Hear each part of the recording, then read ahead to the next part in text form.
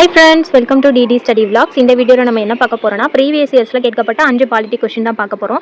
Already வந்து 2 video போட்டிருக்கேன். ஒவ்வொரு வீடியோலையும் 5 கொஸ்டின் பார்க்குறோம். இது பிகினர்ஸ்க்கு ரொம்பவே யூஸ்ஃபுல்லாக இருக்கும். ஸோ வீடியோவை ஃபுல்லாக பாருங்கள், கண்டினியூஸாக ரெகுலராக ஃபாலோ பண்ணுங்கள். ரொம்ப ஹெல்ப்ஃபுல்லாக இருக்கும்.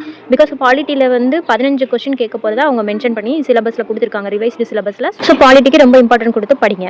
ஃபர்ஸ்ட் கொஸ்டின் பாருங்கள். வேறுபட்ட தனித்துவமிக்க மொழி மற்றும் கலாச்சாரத்தை உடைய மக்களினை பாதுகாப்பதில் தொடர்புடைய இந்திய அரசியலமைப்பின் பிரிவு எது அப்படின்னு கேட்டிருக்காங்க. ஸோ இது வந்து ஃபண்டமெண்டல் ரைட்ஸ்லேருந்து கேட்கப்பட்ட, அதாவது அடிப்படை உரிமை ரிலேட்டடாக கேட்டிருக்க ஒரு கொஷின்.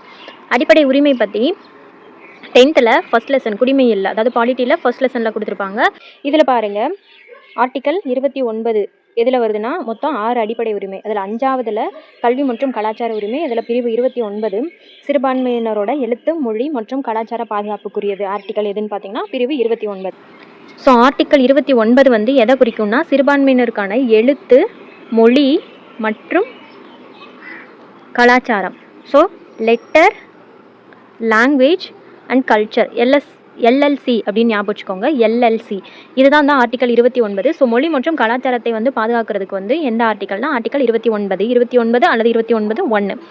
ஸோ 2ல் எது கொடுத்துருந்தாலும் கரெக்டு தான், புரிஞ்சிருக்கும்னு நினைக்கிறேன். ஆர்டிக்கல் 29க்கு வந்து எல்எல்சின்னு ஞாபகம் வச்சுக்கோங்க. Letter, language, culture. எழுத்து, மொழி, கலாச்சாரம். சிறுபான்மையினருக்கான எழுத்து, மொழி, கலாச்சாரத்தை பாதுகாப்பதில் தொடர்புடைய இந்திய அரசியலமைப்பின் பிரிவு எதுன்னு கேட்டாங்கன்னா ஆர்டிக்கல் 29 அல்லது 29(1). ஸோ நெக்ஸ்ட் கொஸ்டின் பார்க்கலாம். அடுத்த கொஸ்டின் பாருங்க. இந்திய அரசு சட்டம் 1935 படி தேசிய அளவில் நீதிமன்றமானது நிறுவப்பட்டது. அதாவது இந்திய அரசு சட்டம் 1935 அதுபடி வந்து தேசிய அளவில் நீதிமன்றம் நிறுவப்படுது. அதோட பேர் என்னன்னு பார்த்தீங்கன்னா ஃபெடரல் கோர்ட் ஆஃப் இந்தியா, இந்திய கூட்டாட்சி நீதிமன்றம். இந்திய அரசு சட்டத்தின்படி 1935 ஒரு நீதிமன்றம் வந்து தேசிய அளவில் நிறுவப்படுது. அதோட பேர் ஃபெடரல் கோர்ட் ஆஃப் இந்தியா, அதாவது இந்திய கூட்டாட்சி நீதிமன்றம். இந்திய கூட்டாட்சி நீதிமன்றம், நல்லா ஞாபகம் வச்சுக்கோங்க. அடுத்த கொஸ்டின் பாருங்க. ஆர்டிக்கல் 263 263வது சட்டப்பிரிவு வந்து மாநிலங்களுக்கு இடையே குழுவை உருவாக்குவதற்கான ஒரு ஆர்டிக்கல். இதோட நோக்கம் என்னன்னு பார்த்தீங்கன்னா மாநில அரசுகளுக்கு இடையிலும் ஒன்றிய மற்றும் மாநில அரசுகளுக்கு இடையிலும் வலிமையான ஒத்துழைப்பினை ஏற்படுத்தி ஒருமைப்பாட்டை வலியுறுத்துறது தான் இந்த ஆர்டிக்கல் 263 263. இதோட நோக்கம் வந்து மாநில அரசுகளுக்கு இடையிலும் ஒன்றிய மற்றும் மாநில அரசுகளுக்கு இடையிலும் வலிமையான ஒரு ஒத்துழைப்பையும் ஒருமைப்பாட்டையும் வலியுறுத்துறது தான் இதோட மெயின் நோக்கமே. ஸோ ஆர்டிக்கல் 263 2(3) நடுவில் 6 263 வந்து மாநில அரசுகளுக்கு, அதாவது effort coordination between the states and between centre and the state. So இதை ஞாபகம் வச்சுக்கோங்க. 263 மாநிலங்களுக்கும் மத்திய மற்றும் மாநில அரசுக்கும் இடையே வலிமையான ஒத்துழைப்பு. திரும்ப சொல்கிறேன், 263 கோஆர்டினேஷன் ஞாபகம் வச்சுக்கோங்க. நெக்ஸ்ட் கொஸ்டின் போகலாம். அடுத்த கொஸ்டின் பாருங்க. இந்த கூற்றுகளை கவனித்து அந்த காலவரிசைப்படி எழுத சொல்லியிருக்காங்க. இங்கே கொடுத்துருக்கிறது வந்து பஞ்சாயத்து ராஜ் சட்டம், அது தொடர்பாக அமைக்கப்பட்ட கமிட்டிஸ், அது தொடர்பாக அமைக்கப்பட்ட குழுக்களோட ஆர்டர்ஸ் கொடுத்துருக்காங்க. அதை நம்ம காலவரிசைப்படி எழுதணும்.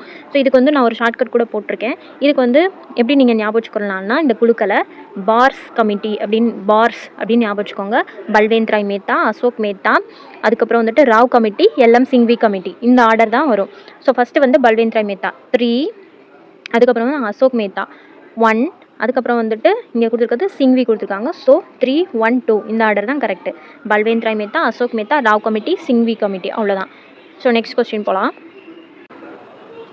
அடுத்து பின்வரும் எந்த விதிகள் குடியரசுத் தலைவரை பதவி நீக்கம் செய்ய வழிவகுக்கிறது அப்படின்னு கொடுத்துருக்காங்க. எந்தெந்த ஆர்டிக்கல் படி குடியரசுத் தலைவரை பதவி நீக்கம் செய்யலாம் அப்படின்னு பார்த்தீங்கன்னா 56(1)(b),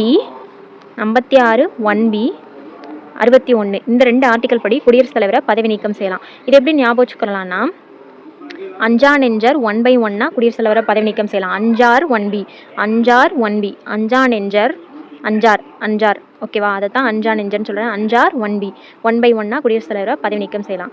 அதுக்கப்புறம் ஆர்டிகல் 61 எப்படி ஞாபகம் வச்சுக்கலாம், 6வது ஒருத்தர் வந்து குடியரசுத் தலைவர் மேலே குற்றஞ்சாட்டினா பதவி நீக்கம் செய்யலாம். 6வது ஒருத்தர். ஸோ 2 ஆர்டிக்கல், அஞ்சார் 1b 61 6வது ஒருத்தர். ஸோ இது ஷார்ட்கட் கொஞ்சம் கிரிஞ்சாக தான் இருக்கும் உங்களுக்கு, ஆனால் மறக்காது. அஞ்சார் 1b 61 இந்த 2 ஆர்டிக்கல் படி குடியரசுத் தலைவரை பதவி நீக்கம் செய்யலாம். புரிஞ்சிருக்குன்னு நினைக்கிறேன். 56(1)(b மற்றும் 61 இந்த 2 விதிகளின்படி குடியரசுத் தலைவரை பதவி நீக்கம் செய்யலாம். அடுத்த கொஸ்டின் பாருங்க, இந்திய அரசியலமைப்பில் எந்த விதிகளில் அடிப்படை கடமைகள் கொடுக்கப்பட்டிருக்கு அப்படின்னு கொடுத்துருக்காங்க. ஸோ இதுக்கான ஆன்சர் வந்து ஆர்டிகல் 51A. அதாவது ஃபர்ஸ்ட் இந்திய அரசியலமைப்பு நடைமுறைக்கு வந்தப்போ அடிப்படை கடமைகள் அப்படின்ற ஒரு பிரிவு கிடையவே கிடையாது.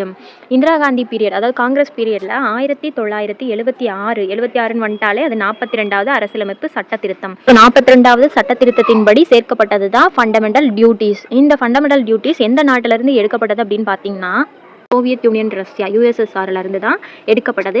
இந்த ஃபண்டமெண்டல் டியூட்டிஸ் இத்தனை டியூட்டிஸ் தான் இருக்கணும் அப்படின்னு ரெக்கமெண்ட் பண்ணது அப்படி யாருன்னு பார்த்தீங்கன்னா ஸ்வரன் சிங் கமிட்டி.